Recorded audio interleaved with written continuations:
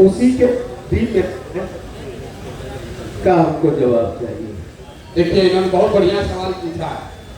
बहुत लोग कहता है भैया आपने ना नीतीश को जिताए हैं, काहे आप उनका विरोध कर रहे हैं। तो पहली बात तो ये समझिए कि हम किसी के विरोध में नहीं खड़े। हम ना नीतीश के खिलाफ कुछ बोले, ना तो भाजपा खिलाफ बोल रहे हैं, ना लालू के खिलाफ बोल रहे हैं। हमने शुरुआत ही की है कि जिसने जो काम किया है उसका सम्मान है, उसके उस बात को मान लीजिए, लेकिन बिहार की दशा सुधरनी चाहिए। अब नीतीश का पहले समर्थन क्यों किए थे ये समझ लीजिए। 2014 के नीतीश कुमार और 2024 के नीतीश कुमार में जमीन आसमान का फर्क है। नेता के तौर पर, प्रशासक के तौर पर और मानवता के आधार पर। 2014 में जिस नीतीश कुमार की हमने मदद की थी, ये वो नीतीश कुमार हैं थे जिनके नेतृत्व में बिहार सुधरता हुआ दिखा था। हम जैसे लोग बिहार में राजनीति करने में इच्छुक नहीं हैं, तो हमारी इच्छा ये थी कि नीतीश कुमार यहाँ बने रहें ताकि बिहार में सुधार होता रहे। पहली बार नीतीश कुमार नवंबर 2014 में चुनाव हारने के बाद हमसे मिलने आए दिल्ली, हमसे बातचीत हुई। तब हम मोदी जी के साथ थे। नीतीश कुमार को किसी ने कहा था कि मोदी जी का जो चुनाव जिताया है वो लड़का बिहार का ही है। हमसे मिलने आए नीतीश जी। हमने उनसे पूछा कि आपने मुख्यमंत्री का पद क्यों छोड़ दिया है। तो उन्होंने कहा कि हमको जनता ने लोकसभा में पार्टी को हरा दिया, इसीलिए मांझी जी को बनाए हैं। अब राजनीति करने की मेरी इच्छा नहीं है। आपसे मिलने आए हैं देखने जानने की भाई क्या ऐसा आपने किया कि मोदी जी जीत गए। उस बातचीत में हमने नीतीश जी को कहा कि आप वापस आइए। बिहार की जनता ने आपको नहीं हराया है, आपके दल को लोकसभा में हराया है। मुख्यमंत्री के तौर पर आप काम करते रहिए, और जहां तक चुनाव जीतने हारने की बात है, हर तरीके से आकर आपकी हम मदद करेंगे। आप बिहार में विकास का काम जो शुरू किए हैं वो चलते रहना चाहिए। नीतीश जी ने वो बात मानी। मांझी जी को हटाकर चुनाव से पहले खुद मुख्यमंत्री भी बने और हम आकर उनकी मदद भी किए। आप लोग के आशीर्वाद से उनको जिताया ही। उनको जिताए ही नहीं, बिहार में 7 निश्चय का कार्यक्रम भी बनवाए, बिहार विकास मिशन की स्थापना भी करवाई। हमको कोई पद का लालच होता उसी समय मुख्यमंत्री मंत्री बन गए होते, हम तो बिहार छोड़कर चले गए। लेकिन बिहार में नीतीश कुमार उसके बाद रास्ता भटक गए, कभी पलट के इस साइड, कभी पलट के उस साइड, इसलिए उनका आज विरोध कर रहे हैं। 14 में जिस नीतीश कुमार का हम समर्थन कर रहे थे, ये वो नीतीश कुमार थे जिन्होंने वाजपेयी के जमाने में, वाजपेयी जी जब प्रधानमंत्री थे, नीतीश बाबू उस समय रेल मंत्री थे। गैसन पश्चिम बंगाल में एक रेल की दुर्घटना हुई थी, 297 आदमी मरा।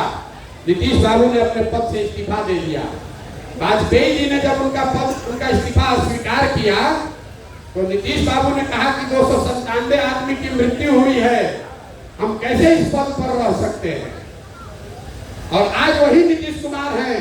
कोरोना के दौरान हजारों बिहार के लोग का उनकी दुखद मृत्यु हो गई, लाखों बच्चे बिहार के मारे मारे फिर रहे थे। वही नीतीश कुमार घर से बाहर नहीं निकले, इसलिए आज उनका विरोध कर रहे हैं।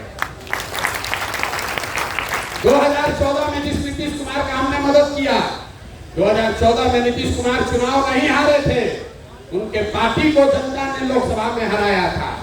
आज नीतीश कुमार चुनाव हार गए हैं। 14 में नीतीश कुमार चुनाव नहीं हारे थे और राजनीतिक मोरालिटी के नाम पे उन्होंने पद छोड़ दिया था, इसलिए उनका मदद करने गए। आज 2020 में नीतीश कुमार चुनाव हार गए हैं। 243 के लोग विधानसभा में, 42 को उनका विधायक जीता है। लेकिन आप और हम देख रहे हैं कि कभी लालटेन पर लटक कर, कभी कमल पर बैठ के ये आदमी कुर्सी छोड़ना नहीं चाहता, इसलिए इसका विरोध कर रहा है। और एक और सबसे बड़ी बात आप समझिए, लोकतंत्र में किसी पर भरोसा, विश्वास, वोट 5 वर्ष के लिए है, जीवन भर की गुलामी नहीं है। 5 वर्ष पर चुनाव क्यों होता है? 5 वर्ष पर चुनाव क्यों होता है? 10 वर्ष पर भी तो हो सकता था। 5 वर्ष पर चुनाव इसलिए होता है कि जिस नेता पर, दल पर, विचारधारा पर आपका भरोसा है, आप उसके साथ खड़ा होइए, उसको वोट दीजिए, उसको जिताइए। लेकिन वो दल, वो नेता, वो विचारधारा अगर आपके और आपके बच्चों के लिए काम नहीं करती है, तो वही संविधान आपको बताता है कि नागरिक होने के नाते आपकी जिम्मेवारी है कि जिस आदमी को आपने जिताया है उसी आदमी को कुर्सी से नीचे भी उतारिए, नहीं तो आप लोग तो राजतंत्र ला दीजिएगा। एक बार मोदी जी को वोट दे दिए तो जीवन भर उन्हीं को देते रहेंगे। एक बार नीतीश का मदद कर दिए, उन्हीं को अगर हमेशा रहना है तो फिर चुनाव का जरूरत क्या है? कह दीजिए कि जब तक नीतीश कुमार जिंदा रहेंगे उनका विरोध नहीं होगा, काम करे चाहे न करे उनको वोट देते रहे। ये आपकी सोच हो सकती है, हमारी सोच नहीं है।